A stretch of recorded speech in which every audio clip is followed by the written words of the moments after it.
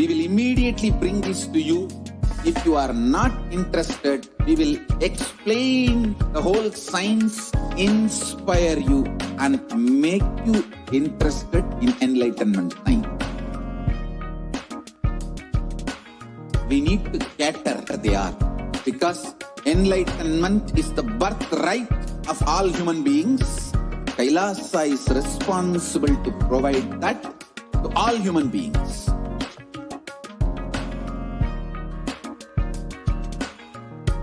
Kailasa is the totality of the knowledge I received from my gurus and practice manifested in my life, perfected by teaching millions of people from all.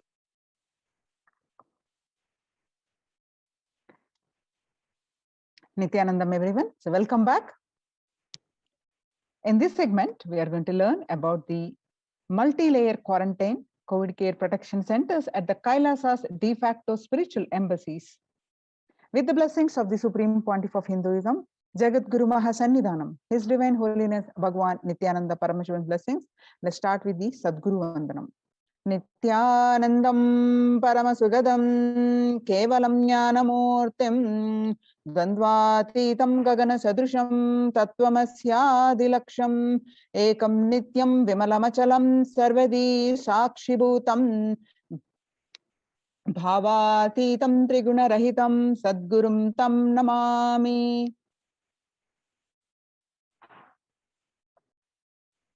So what we learn from this segment today concerning statistics on mental health and global peace across world due to COVID-19 pandemic. What are the Supreme Pontiff of Hinduism and Kailasa's contributions? Why temple-based ecosystems and Kailasa's COVID care protection centers? Some glimpses, and UN recognizes Kailasa's contributions and join Kailasa's COVID care protection centers. Coming to concerning statistics related to the COVID care, COVID-19 situation, the World Health Organization makes a big statement about Delta variant of COVID-19. The World Health Organization on Tuesday said that the Delta variant of coronavirus has elbowed out all the 3 other COVID-19 variants of concern that now represent a tiny fraction of the samples which are being sequenced. Less than 1% of alpha, beta, and gamma are currently circulating. It's really predominantly Delta around the world, said who's technical lead on COVID-19, Maria Van Kerkhove. The Delta variant, which was first detected in India last year, has become more fit and it is more transmittable and it is out-competing. It is replacing the other viruses that are circulating. She said and added that the variant has been detected in more than 185 countries till date. COVID-19 has now killed more Americans than the influenza pandemic of 1918 and 1919. The coronavirus pandemic has now killed more Americans than the 1918-19 influenza pandemic did. The 1918 to 1919 flu infected about 25% of Americans and killed an estimated 65% with 675,000 deaths. COVID-19 has infected more than 12% of Americans and killed about 0.2% with 676,000 deaths. Now that the US death toll from COVID-19 has surpassed 676,000, this pandemic has killed more Americans than the 1918 influenza pandemic did. Axios and the Associated Press both reported the grim milestones on Monday. COVID-19 is now officially US deadliest pandemic as death toll crosses that of 1918 and 1919 flu. COVID-19 is now officially US deadliest pandemic, surpassing the estimated 1918 influenza pandemic.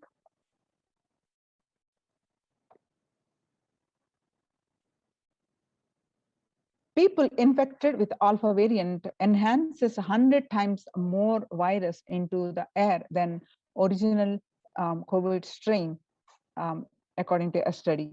The University of Maryland researchers suggested that the need for better ventilation and tight fitting masks in addition to widespread vaccination to help stop spread of the virus. The findings showed that the amount of virus in the air coming from alpha variant infections was much more, 18 times more than could be explained by the increased amounts of virus in nasal swabs and saliva. These major increases in airborne virus from alpha infections occurred before the Delta variant arrived and indicate that the virus is evolving to be better at traveling through the air. We know that the Delta variant circulating now is even more contagious than the Alpha variant. Our research indicates that the variants just keep getting better at traveling through the air. So we must provide a better ventilation and wear tight fitting masks in addition to vaccination to help stop a spread of the virus, said Dr. Don Milton, professor of environmental health at the University of School of Public Health.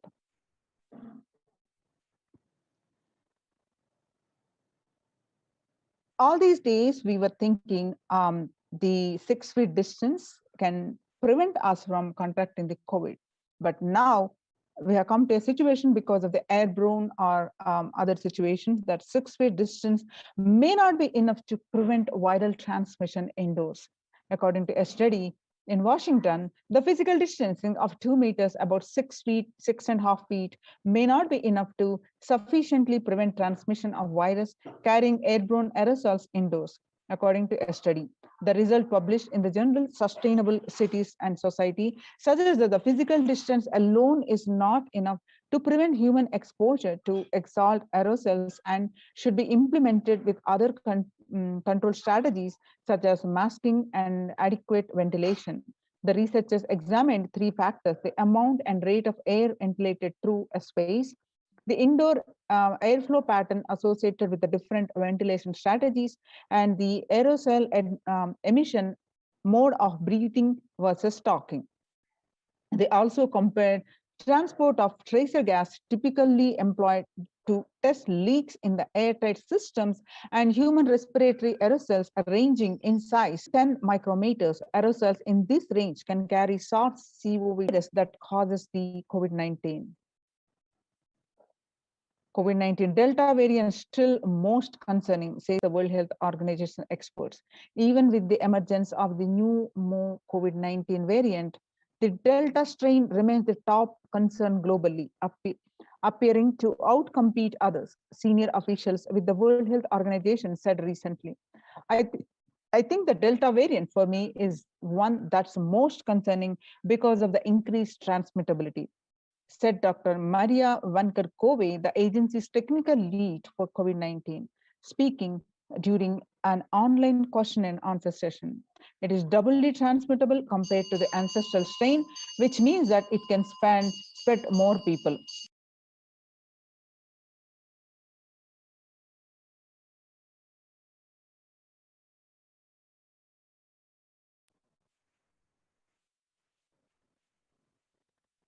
In US, the COVID-19 pandemic is nowhere under control, and says the chief medical advisor, Anthony Fauci.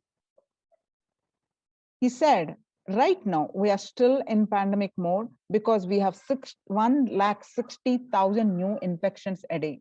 That's not even modestly in good control. In an interview with Axios, the US has reported 40 million cases of COVID-19 since the outbreak of the virus, with over 4 million infections adding up in the past few weeks. The increase in COVID cases comes as the US administration earlier this month announced that it is planning to provide booster shots of the vaccine as the Delta variant has become dominant in the nation and is wreaking havoc. This surge in Delta variant is driven by the low vaccination coverage in many communities around the US, according to the US Centers for Disease Control and Prevention. In a country of our size, you can't be hanging around and having 100,000 infections a day. You have got to get well below 10,000 before you start feeling comfortable. COVID-19 violent incidences and fatalities. On one side, the virus is airborne and it is more transmittable than before. And because of the not only health concern, now it is making a world less peaceful. And it is affecting the mental health, which is the younger generation are affecting the mental health issues like anxiety and a depressive disorder due to the pandemic. And the average share of the adults reporting symptoms of anxiety and or depressive disorder, January to June, which was a 6 months period, what it was 11%, now it is rose up to 41%.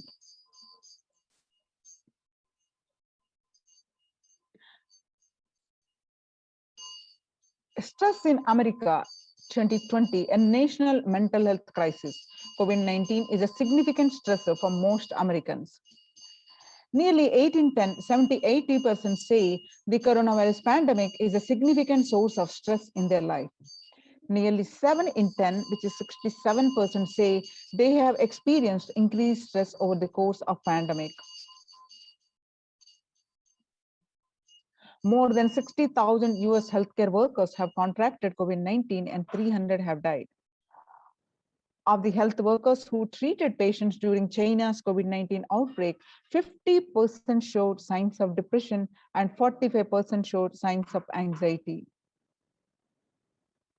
And the self-reported mental health among pregnant women and new mothers before COVID-19 pandemic, depression, what it was 15%, now during the pandemic, it is increased to 40.7%. And the anxiety before was 29%, now it rose up to 72%.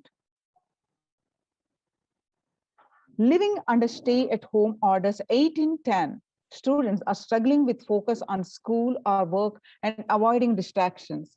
Students are interacting most with parents. During the COVID-19 physical distancing, parents support students simply by spending time with them, ranked much higher than talking about COVID-19 news. Number one challenge, the college students meant face-to-face time for high school students, digital social gatherings. 55% of all the students do not know where to go for help for their mental health. Understanding the pandemic's impact on working women, nearly 82% of women surveyed said their lives have been negatively disturbed by the pandemic. Nearly 70% of women who have experienced these disruptions are concerned their career growth may be limited as a result. The global economic outlook during the COVID-19 pandemic, a changed world. The pandemic is expected to plunge most countries into recession in 2020, with per capita income contracting in the largest fraction of countries globally since 1870. The COVID-19 recession has seen the fastest, steepest downgrades in consensus growth projections among all global recessions since 1990. Most countries are expected to face recessions in 2020. International Labour Organization, COVID-19 is a threat to peace building in conflict-attracted nations. The COVID-19 crisis has worsened already fragile situations. The ILO is more aware than ever of its responsibility to promote peace and resilience in the time of this global pandemic. The city's mayor has said that, the Mumbai city mayor has said that the third wave of COVID is already upon Mumbai, pointing to a sudden spike in cases. The third wave of COVID-19 is not coming, it's here, said the Kishori in their home. They 10 people and have them work in shifts. Breakthrough infections found in 25% of health staff.